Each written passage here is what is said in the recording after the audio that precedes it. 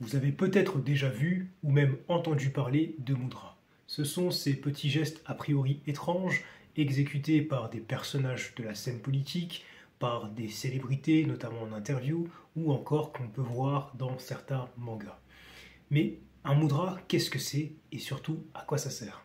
Hello les amis, vous êtes sur la chaîne Réalise-toi Magnétisme et aujourd'hui je vais vous parler des mudras et je vais vous présenter un mudra que j'apprécie particulièrement.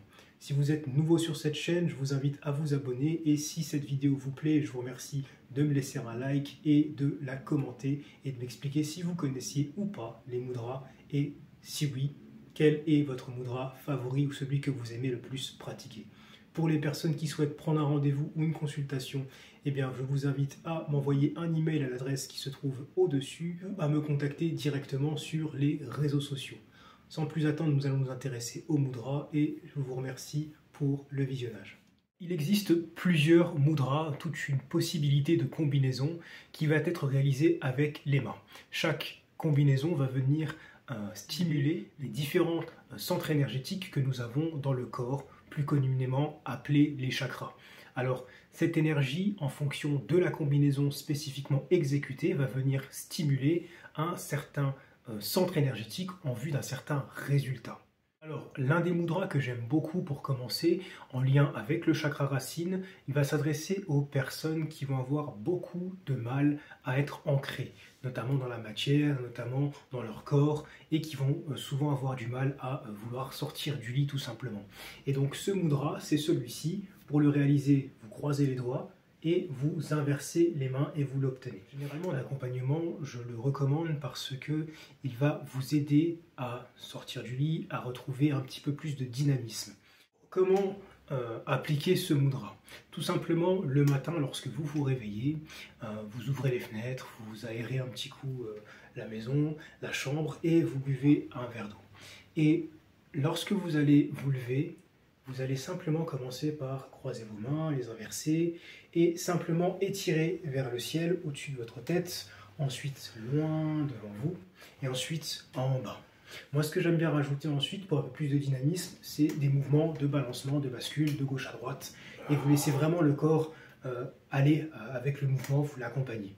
Pareil pour au-dessus de la tête, vous faites des mouvements de gauche à droite. Ensuite, ce que vous pouvez faire pour bien dynamiser ce geste, ce mudra-là, c'est soit vous mettez votre main derrière la tête, toujours debout, et vous levez, vous écartez le buste et vous respirez. Et vous soufflez simplement. Alors l'inspiration par le nez, l'expiration par la bouche, vous en sentirez encore beaucoup mieux au niveau de l'énergie et du dynamisme.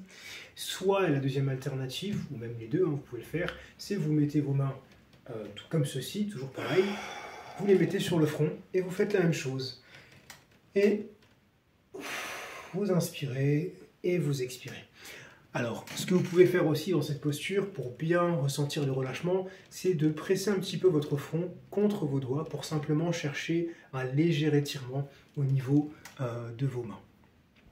Répétez ça plusieurs fois par jour. Moi, j'aime bien le faire le matin, notamment parce que je trouve qu'il met en jambes, il dynamise, il galvanise. Et bien sûr, c'est en fonction de si vous en avez besoin. Si vous vous sentez bien la journée, ne le faites pas.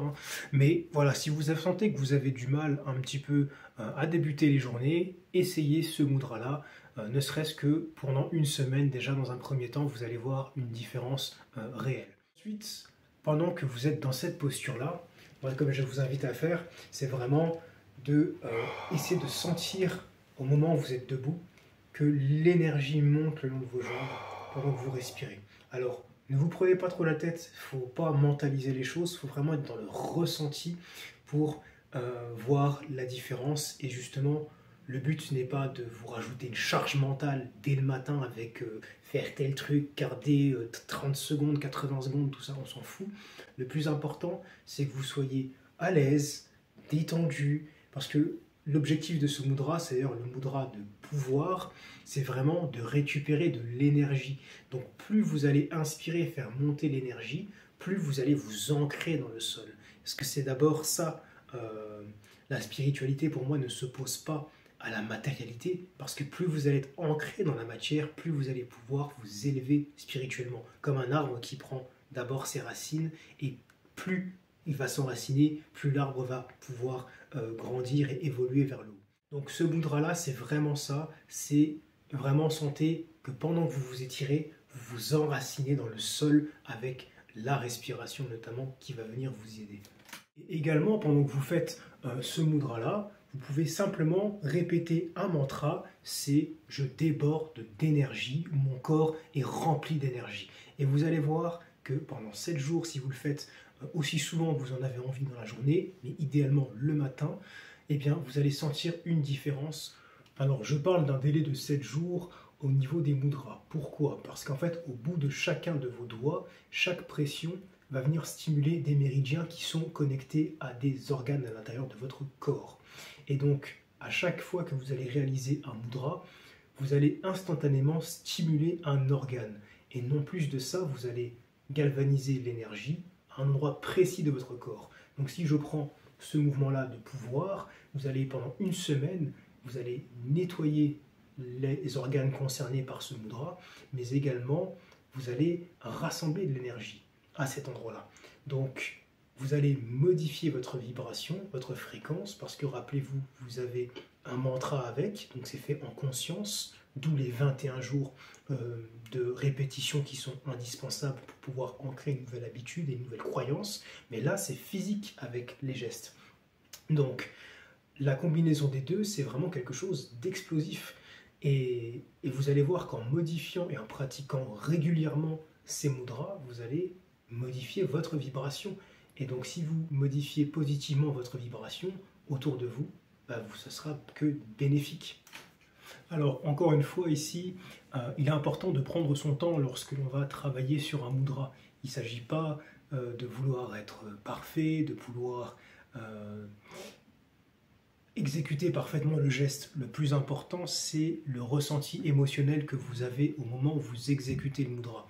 Ce que je veux dire par là, c'est que, évidemment, il faut pouvoir faire le geste correctement, mais le plus important ne va pas être de mettre trop de tension et de la précision dans le geste, mais surtout d'avoir un meilleur ressenti, surtout sur le plan énergétique. Parce qu'encore une fois, si vous réalisez un mudra dans la panique, parce que vous vous levez le matin et vous êtes pressé, vous n'allez pas être sur le qualitatif, mais vous allez exécuter la chose de manière complètement crispée et ça va être contre-productif par rapport à la circulation de l'énergie en vous.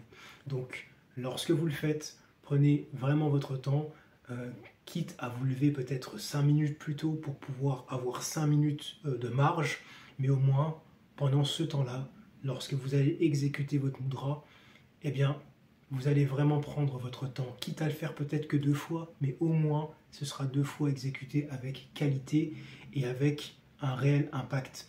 Et donc, prenez votre temps, notamment lorsque vous allez respirer. Respirez en inspirant par le nez, lentement, profondément.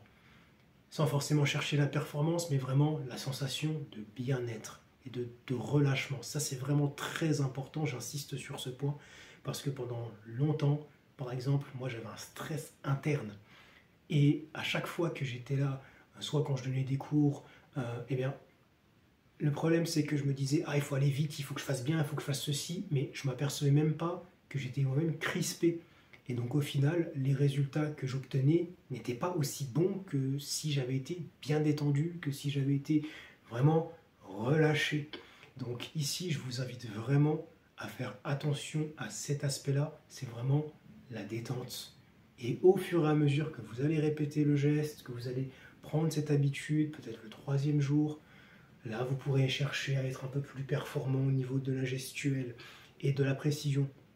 Mais dans un premier temps, cherchez la détente et le relâchement. Voilà les amis, j'espère que cette première vidéo sur les mudras vous aura plu, qu'elle vous aura parlé. Si c'est le cas, n'hésitez pas à me le partager dans les commentaires et je vous invite à me laisser un like si cette vidéo vous a plu et à vous abonner à la chaîne.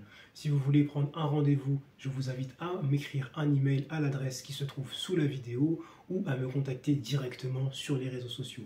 En attendant la prochaine vidéo, je vous dis prenez soin de vous, portez-vous bien et à très bientôt.